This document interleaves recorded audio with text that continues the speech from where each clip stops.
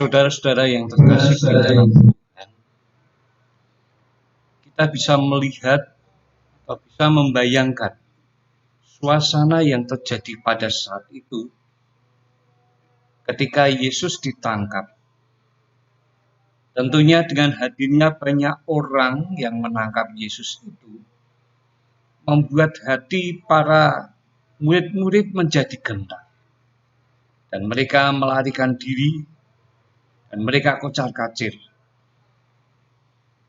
Pada saat ini kita melihat bagaimana Petrus yang pada saat ketika Tuhan mengatakan akan penderitaannya yang akan segera datang itu, Petrus dengan berapi-api berkata bahwa dia akan membela Yesus.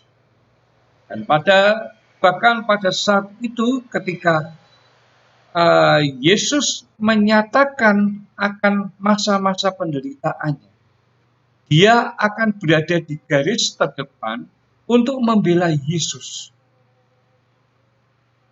Tetapi ketika Petrus melihat keadaan yang terjadi, keadaan yang sungguh-sungguh terjadi, ternyata dia sendiri menjadi gentar dan dia menjadi takut dan dia menyayangkan apa yang sudah ia katakan. Dan dia pada saat itu mulai juga ketakutan dan melarikan diri. Tetapi dengan diam-diam pada saat itu dia mencoba mengikuti proses apa yang terjadi di dalam penangkapan Yesus itu.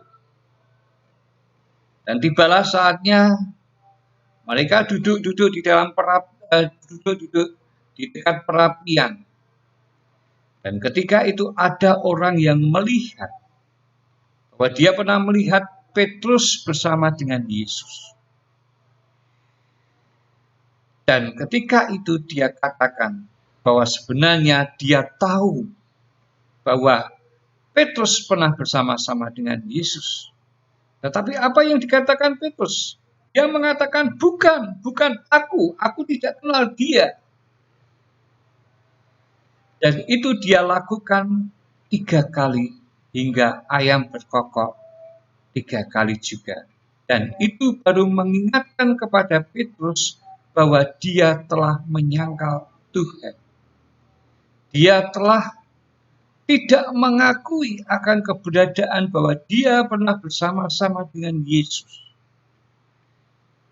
Saudaraku yang dikasihi Tuhan, di dalam kehidupan iman ini dibutuhkan keberanian. Keberanian untuk mengakui suatu kepercayaan. Kepercayaan yang kita imani, kepercayaan yang kita akui pada saat ini, yaitu percaya kepada Yesus. Di dalam banyak hal kita akan menghadapi banyak masalah yang terjadi di dalam kehidupan di dunia ini. Di dalam menghadapi banyak hal itu, kita diperhadapkan akan kemampuan kita untuk mengakui siapa Yesus. Di tengah-tengah kehidupan kaum minoritas, keberanian itu sangat diperlukan. Karena keberanian untuk mengakui itu menunjukkan bahwa kehidupan iman kita memang benar-benar teguh. Karena kita pun pada saat ini, kalau kita tidak mengakui Yesus itu sebagai juru selamat kita, maka pun ketika di dalam penghakiman nanti, Yesus pun tidak akan mengakui kita sebagai anak-anak. Dan itu akan menjadi fatal. Karena kita tidak akan diterima dalam kehidupan. Dan biarlah ini menjadi perenungan dalam kehidupan kita. bahwa pengakuan akan Yesus sebagai juru selamat dalam kehidupan itu sangat penting. Nah, bagaimana supaya kita ini mempunyai keteguhan iman untuk mengakui bahwa Yesus itu sebagai juru selamat? Saudara-saudara yang dikasihi Tuhan, ketika para murid berserta dengan Yesus, Roh Kudus pada saat itu tidak bekerja sepenuhnya. Mengapa? Karena mereka bersama-sama dengan Yesus. Dan pada saat itu ada pelindung bagi mereka. Tetapi ketika mereka sudah ditinggal oleh Yesus, dan Yesus sudah naik ke surga, Tuhan katakan, aku akan menurunkan Roh Kudus ke atas kamu untuk menghibur engkau, untuk mendampingi engkau, supaya engkau memiliki keberanian untuk bersaksi. Nah, pada saat ini pun supaya kita memiliki keberanian itu, dibutuhkan Roh Kudus di dalam kehidupan.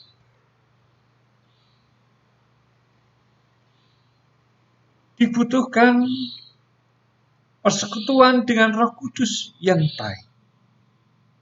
Persekutuan dengan Roh Kudus yang baik itu dapat terjadi kalau kehidupan kita hidup di dalam kebenaran. Bagaimana kehidupan dalam kebenaran itu bisa terjadi? Kehidupan kebenaran bisa terjadi kalau kita punya persekutuan yang benar dengan Tuhan. Persekutuan yang benar dengan Tuhan itu bisa dilakukan kalau kita punya keintiman di dalam kehidupan bersama dengan Tuhan. Melalui apa? Melalui doa. Doa secara pribadi. Melalui pembacaan firman Tuhan. Melalui dengar-dengaran akan firman Tuhan. Itu yang akan membuat kita menjadi kuat. Itu akan membuat kita menjadi punya keberanian. Punya semangat untuk melakukan apa yang menjadi kehendak Tuhan. Saudara-saudara yang dikasihi oleh Tuhan, pada saat ini, mengingat akan banyaknya permasalahan yang akan terjadi dalam kehidupan kita, diperlukan untuk punya iman yang teguh, mengakui Yesus sebagai juru selamat. Karena kalau tidak demikian, ketika perekonomian terguncang, ketika kita diperhadapkan untuk mencari sulitnya pekerjaan, kita akan terlalu mudah untuk diguncang iman kita. Untuk tidak mengakui Yesus lagi sebagai juru selamat. Ketika jodoh tidak kunjung datang, dan itu biasanya terjadi, terutama pada kaum perempuan. Saudara-saudaraku, oleh karena itu pada saat ini, mulai saat ini, kita ini mulai membuat kehidupan kita ini untuk dekat dengan Tuhan. Melalui doa, melalui baca firman Tuhan, melalui dengar-dengaran firman Tuhan. Karena itu yang akan menguatkan. Jangan kita sia-siakan pengorbanan Yesus yang sudah mati di kayu salib dan bangkit kembali dan menyatakan kemenangannya atas maut itu. Kalau kita melakukan itu seperti Petrus, berarti kita pada saat ini tidak mengakui kebenaran bahwa Yesus itu sudah bangkit dan menang atas kematian. Oleh karena itu pada saat ini, saudara-saudara, segala sesuatunya bergantung kepada kita. Bergantung pada pilihan kita. Mengakui atau tidak, itu bergantung kepada kita. Kalau kita ingin mengakui dan punya keberanian iman, kita punya keberanian iman, kita harus mulai pada saat ini menjalin hubungan yang lebih intim lagi, menjalin hubungan yang lebih dekat dan serius di hadapan Tuhan. Berbahagialah orang yang mendengarkan firman Tuhan dan melakukannya dalam kehidupan. Amin. Mari kita bersama-sama berdoa. Tuhan, kiranya Engkau berkenan memberikan kemampuan kepada umat untuk dapat memiliki keberanian untuk mengakui bahwa Engkau sebagai Tuhan. Oleh karena itu, pada saat ini kami mohon agar Engkau berkenan menurunkan Roh Kudus, membuka hati masing-masing jemaat, masing-masing umat untuk hidup di dalam perkenaan Roh Kudus. Terima kasih Tuhan, kami yakin Engkau bekerja dalam kehidupan kami.